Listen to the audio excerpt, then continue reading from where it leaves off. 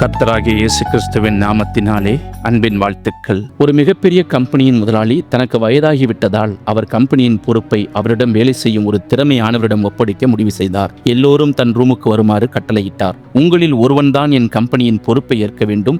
அதனால் உங்களுக்கு ஒரு போட்டி வைக்கப் போகிறேன். யார் ஜெயிக்கிறார்களோ அவர்தான் அடுத்த மேனேஜர் என்று கூறினார். என் கையில் ஏராளமான விதைகள் இருக்கின்றன. இதை ஆளுக்கு ஒன்று கொடுப்பேன். இதை நீங்கள் உங்கள் வீட்டில் ஒரு தொட்டியில் நட்டு உரமிட்டு தண்ணீர் ஊற்றி நன்றாக வளர்த்து அடுத்த வருடம் என்னிடம் காட்ட வேண்டும். யாருடைய செடி நன்றாக வளர்ந்திருக்கிறதோ அவரே என் கம்பெனியின் பொறுப்பை ஏற்க வேண்டும் என்றார்.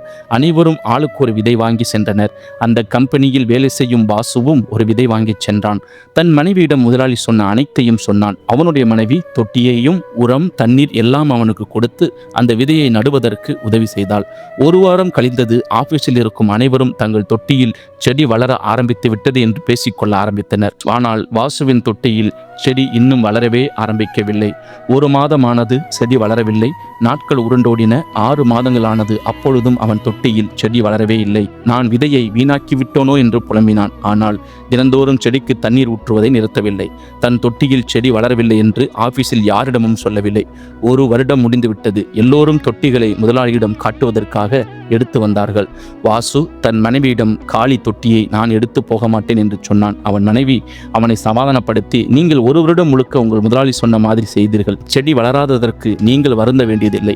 நேர்மையாக நடந்து கொள்ளுங்கள். தொட்டியை எடுத்துச் சென்று முதலாளியிடம் காட்டுங்கள் என்றாள்.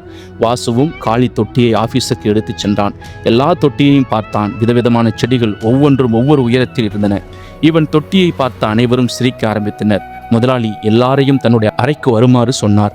வாவ், எல்லோரும் அருமையாக செடியை வளர்த்து உள்ளீர்கள். உங்களில் ஒருவர் தான் இந்த பொறுப்பை ஏற்றுக்கொள்ளப் போகிறீர்கள் என்றார்.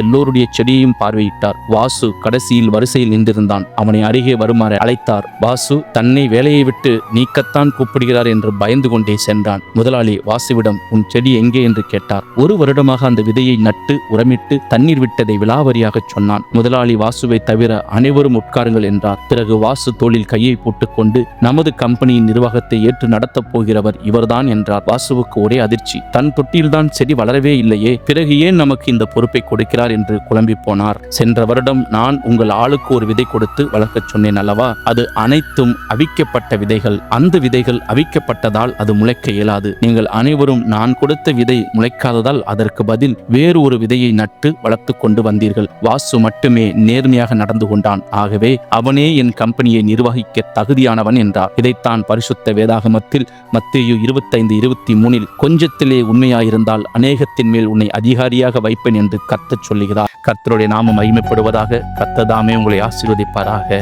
ஆமென்.